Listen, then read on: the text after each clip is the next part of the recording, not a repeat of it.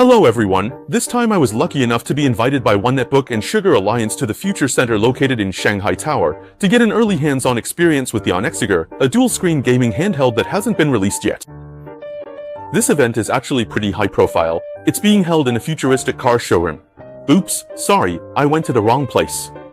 Turns out it's actually across the street. The main selling point of this product is its transformable, multiform usage. You can see that the devices have already been folded into all sorts of shapes and are displayed here in a dazzling array. The device comes in two colors, black and white. I managed to get my hands on one of each and played around with them for quite a while. Even though these are still prototype engineering samples, it's easy to tell that the product is already at a pretty high level of completion. This is what the device looks like from the front and back when it's completely folded up. You can see that the hinges fit together very tightly, with a good sense of overall cohesion. The real essence of experiencing this device is in moving it and transforming it. You can hear that the hinge makes a very crisp sound when opening and closing. There's no looseness at all. However, according to the staff, they are still refining the hinge materials to further improve the device's overall integrity and rigidity.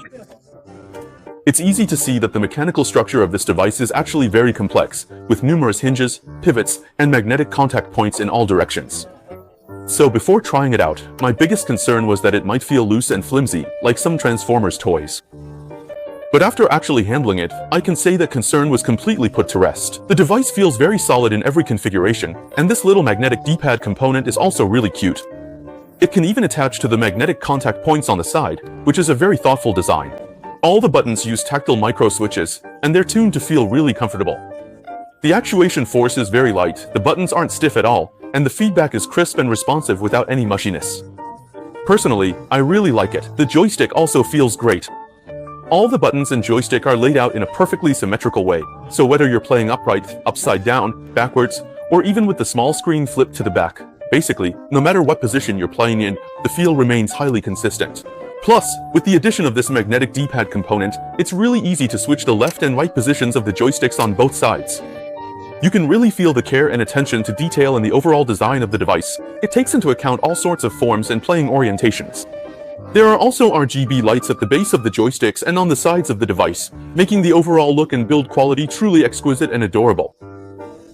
The bottom of the device features a perfectly rounded curve, so it doesn't dig into your hands. The logo and the two speakers are placed toward the lower front area. The surface material of the device has a matte texture similar to that of the Nintendo NDC, so even the black version doesn't attract fingerprints, which is a big plus. The second pleasant surprise when handling the device is its weight. From some earlier leaked photos, I thought this machine would be quite heavy, but the moment I picked it up, I realized it was much lighter than I expected. Although there's no official data yet, I estimate its weight to be around 400 grams. I've been holding and playing with it here for quite a while, and I didn't feel any strain on my hand at all. The weight control is really well done. Now let's take a look at the back of the device.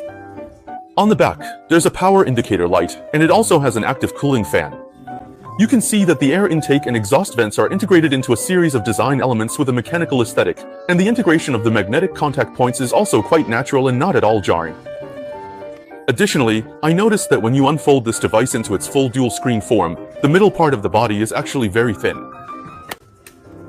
The thicker part of the body is exactly where the handles are, so when you're holding both sides to play, there's some ergonomic consideration as well, and it feels really good in the hand. This dual-screen form factor is actually best suited for playing 3DS and NDS emulators. As for its specs, the Qualcomm Snapdragon G3 Gen 3 processor it comes with should have no problem handling all major mobile games and emulator software on the Android platform. In addition, I also noticed that its front-end console has a lot of practical features. For example, you can globally set a mask for any screen ratio with just one click, and it's very easy to customize the mask image.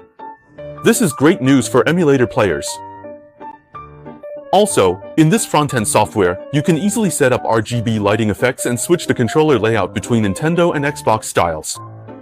Additionally, I noticed that the front end also has a one-click function to swap the shoulder buttons and trigger buttons. This is really convenient for its multi-form, multi-directional gameplay, allowing you to easily set whichever button feels more comfortable as the main shoulder or trigger button. Honestly, using this kind of hardware and performance to play those old 3DS games in 4X HD is just incredibly satisfying. Plus, you can play games on one screen and have a walkthrough open on the other, or even watch short videos while gaming. The dual screens really open up more possibilities for your gaming and user experience, and you can use it both right side up and upside down. This device feels to me like a cute little robot. You can transform it into any shape you like. You can even pull down one side of the controller and fold up the other, so you control one side with the joystick and buttons, and the other with touch controls.